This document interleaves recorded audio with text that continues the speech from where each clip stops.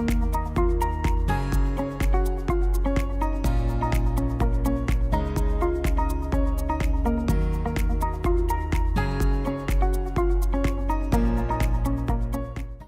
I'm really happy to be here today. As my guest said, I'm Larine Urbina, the VP of Communications for Tetra Pak in the US and Canada. For those of you who don't know Tetra Pak, we're a carton packaging company and a food processing and services company. So cartons like this guy here, something that we produce. And we're starting to do more and more in the pet food industry. So you may have seen some recent brand launches from Stella and Chewy, Petcurian, among others. So definitely taking a really big leap into the pet food business. We're super excited to be here. So thank you all so much for being here to listen today. So what I'm going to share with you this afternoon is the results of our Tetra Pak Index 2017. So each year Tetra Pak embarks on a big study, and last year we studied the connected consumer. And that study looked at 57 different markets and over 70,000 different people to really dig in and understand what are consumers doing online, how can we reach these connected consumers, and also to look a little bit at generations. And I'm sure anybody here in marketing has heard plenty about millennials. I think everybody not in marketing has also heard plenty about millennials. So this is a look a little bit there, but also looking beyond millennials to other types of connected consumers and how we can really tap into behavior to really get our message out to consumers of pet food and other products. So today we'll look at first, who are these connected consumers? We'll dive in a little bit to what they're doing online, how many of them are there, and different types of connected consumers. Next, we'll look at some shifts in the customer journey. So looking at the traditional marketing funnel and how that's evolving over time as consumers become more and more connected and have access to more and more information. Then we'll look at connecting directly with the consumer and some different ways that brands are currently engaging with consumers online in a two-way conversation. So, before it was very common that we would push information out and consumers would consume that information. But as people become more connected, the expectations are changing, and today's consumers are expecting a dialogue with brands. And then finally, as someone who works at a packaging company, I would be remiss not to bring in the packaging piece. So we'll talk just a little bit about how packaging is still extremely relevant and it's an important channel to tell your brand story and your product story. So first, who are these connected consumers? So when we say connected consumer, we're talking about 3.6 billion consumers worldwide who are spending a lot more time online than previous generations or during previous times because the access to information is so much greater. So these connected consumers are spending 4+ hours a day connected online, and over 56% of the time of that is through mobile devices. So I'm sure most of you in your own personal habits realize that more and more you're on this guy way more than you're on your laptop or your desktop computer. So mobile is king, as they keep saying, but it's becoming more and more important.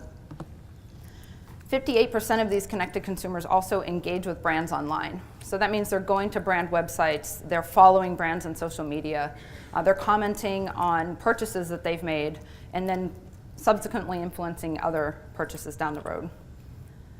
They also want to be actively involved. They're reaching out to brands, they expect brands to also be reaching back to them. A little piece on e-commerce, 38% are buying drinks online. And this is an important piece that we put in here because if we think, even recently, you think e-commerce and you think kind of dry goods and things like that, but more and more consumers are starting to purchase food and beverage, including pet products online, as I'm sure many of you know. And then finally, price being the primary driver for online purchases and just the ease with which we can comparison shop when we're looking at online purchases. So as I said, consumers are doing more online, and I think most of us here would probably see that in our own lives and the lives of our friends and family. So there's definitely a shift happening from traditional media to online blogs, forums, and social media. And this is the case with traditional print media, even things like television news and other broadcasts, so things that maybe were very common even 10 or 15 years ago, the shift is continuing to happen to online sources of information. User-generated content is more influential and popular than ever. And this is a really important point. We'll get into this a little bit more, but what we're seeing is that consumers are trusting people like them much more than they're trusting data or experts or others who are perhaps more qualified to be giving them opinions and driving their decisions. So we're seeing this huge uptick in user-generated content. Anyone out here in marketing, I'm sure, has worked with things like mommy bloggers and things like that to get our message out. So there's so much of this happening right now. and it continues to gain traction. 51% trust personal experience versus 49% who trust data. So this is saying merely that more people are trusting personal experience, whether their own personal experience or the personal experience of someone else, over facts. So that's kind of scary. It's very hard to work around that in some cases. So being aware of the fact that someone's opinion can actually drive more behavior change and more action than perhaps somebody's looking at actual data, it gives us a huge opportunity to try to shift some of those opinions. And then the final piece here is that social media is seen more and more as more believable than advertising. Advertising, and I think many of us have probably heard this over the years, is becoming less credible. Where online conversations that are happening via social media and online websites, even brand websites, which is a good thing, are viewed as much more trustworthy than advertising. So then if we look at these channels and where people are getting their information, friends and family recommendations is number one. So 62% are trusting those friends and family recommendations.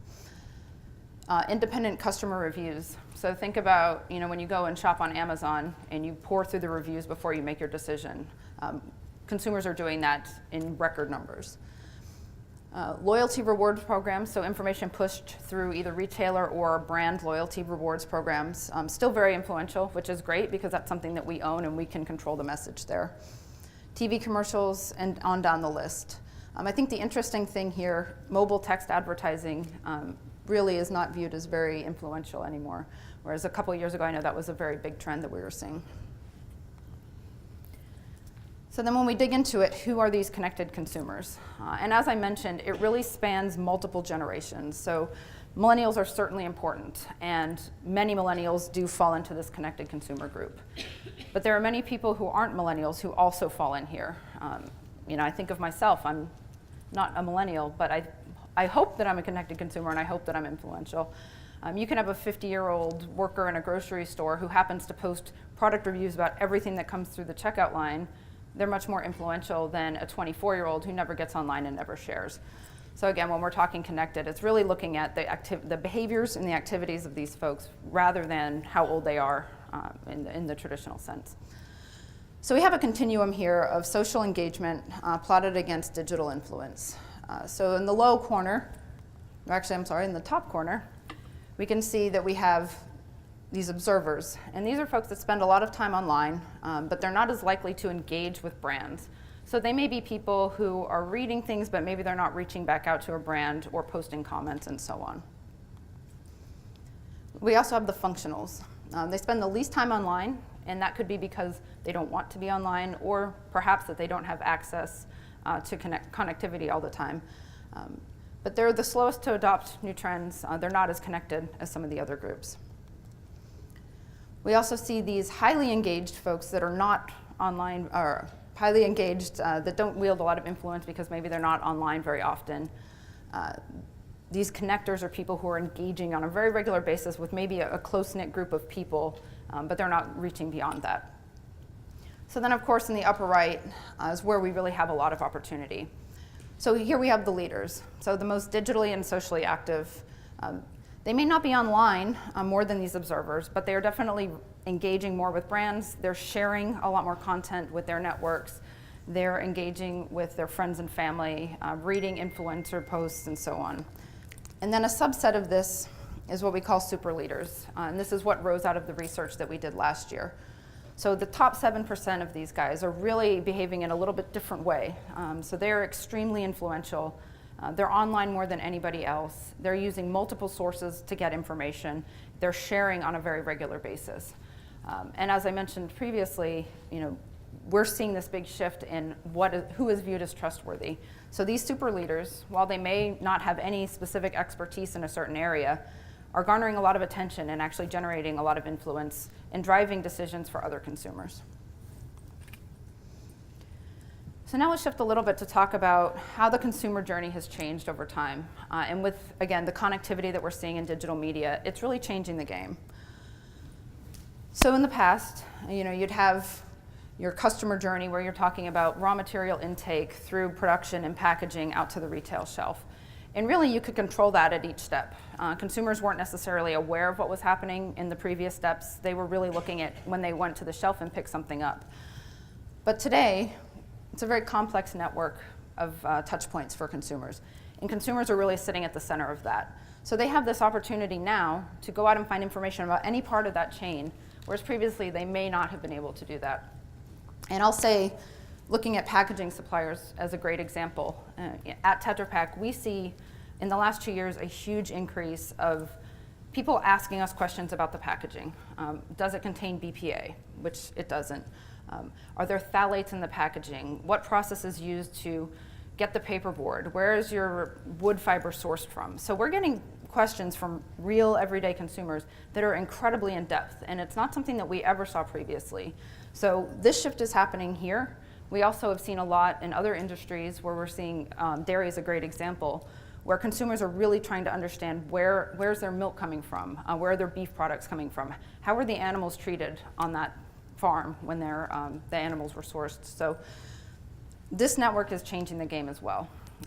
Consumers are also more educated. Sometimes they're miseducated, and that's also a challenge for brands, is understanding how do you correct that misinformation, and how do you use social media as a tool, again, to generate the two-way dialogue, so you're able to correct some of those misconceptions. So these empowered consumers, they no longer really work through the marketing funnel like they used to. Before we could kind of guide people along from awareness, consideration, et cetera.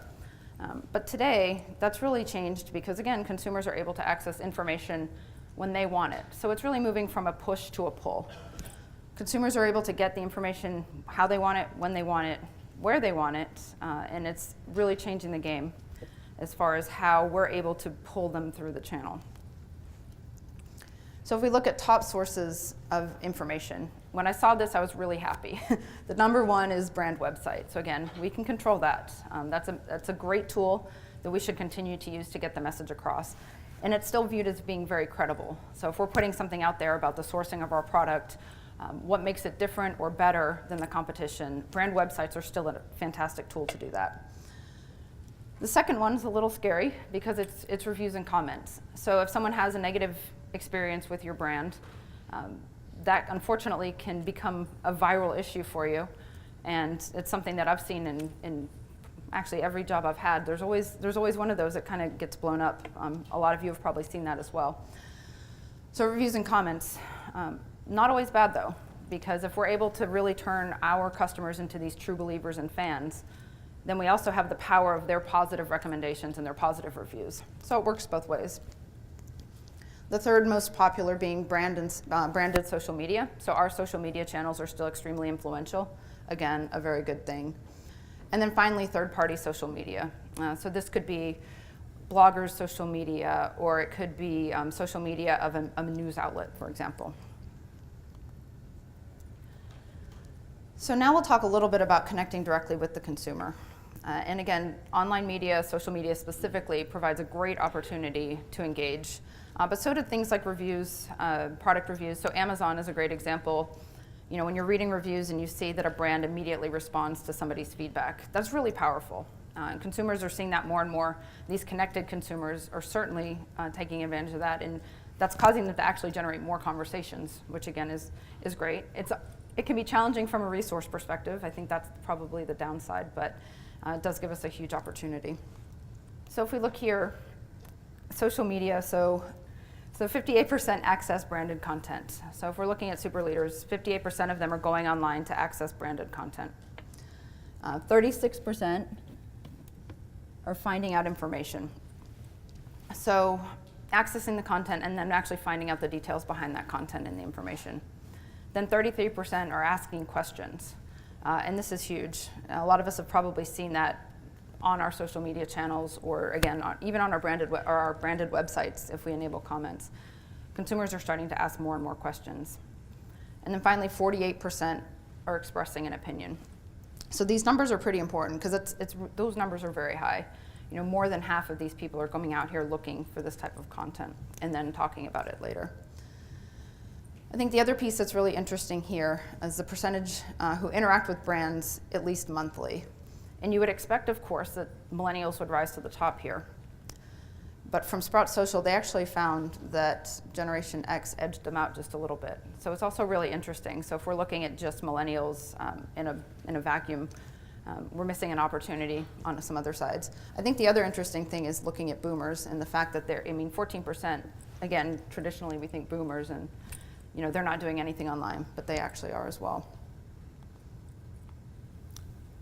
So super leaders love interactions with brands.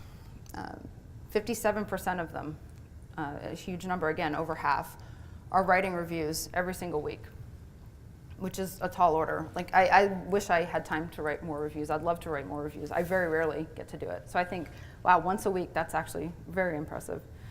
65% say they are more likely to comment after a positive experience. And this one shocked me because in my experience, it's always been you only hear the negative. You never hear the positive. So it's really nice to see that these really engaged consumers that are leading opinions of others are actually more likely to comment after a positive experience. So there's light at the end of the tunnel, I guess you can say there. 78% expect brands to reply to them. And this is really important. We see a lot of that in social media where a consumer will ask a question and the brand never replies. And that's a lost opportunity. And it can also change someone's opinion of the brand. So as you see again, 78% expect to get a reply. And then 79% say that interaction with brands on social media improves their opinion. And that just kind of echoes everything else we've been talking about here. So if we look at where these interactions happen, this is another one that, so I guess a little anecdote, in my company, when we set out our digital strategy to reach consumers, Facebook was a big part of that. And the first question we got from leadership was, well, I thought Facebook was dead. Nobody uses Facebook anymore. Actually, they do. And especially when we're talking about these brand interactions, it's the best platform to have a really robust conversation with a consumer. So as you can see here, 78% of those interactions are actually happening on Facebook. In the US, YouTube is still a huge deal. Video content is increasingly important, and you can see here 60% interact with brands on YouTube. And then on down the list, Twitter and Instagram are still very, very viable, and then once you get past that, Snapchat, it starts to decrease a little bit. And then how often are these interactions happening? Some of these numbers are pretty huge. So 23% of these super users are interacting several times a day with a brand. It's a big number. And then on down the list. So daily, 40%, if you look at all as an aggregate of the different frequencies of daily, 40%. If you add in the weekly, it's 61%, and then 69% on a monthly basis are interacting with brands.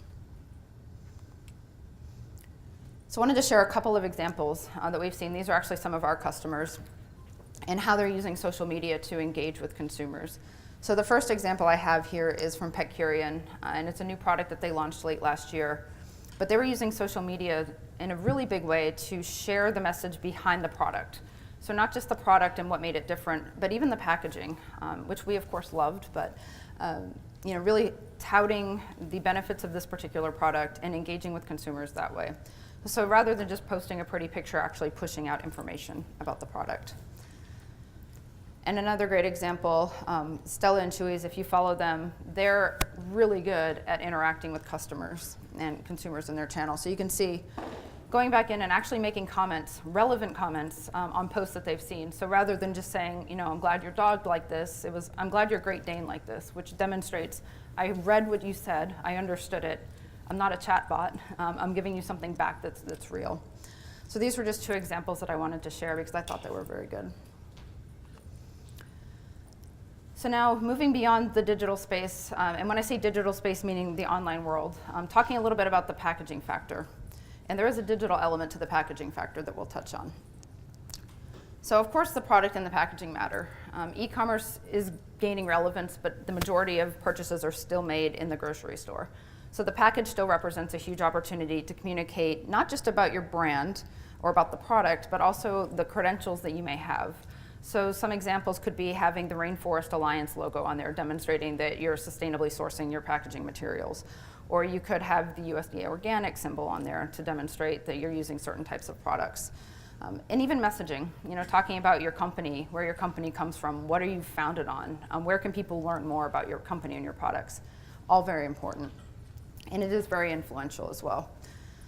Digital printing is also something that's really changing the way that we think about packaging. So the example that we always use, of course, is the Coke, I just totally forgot the name of it, the Coke program, where you can share a Coke is what it's called, with the name. So you can go into a specific place and actually get a digitally printed package with somebody's name on it.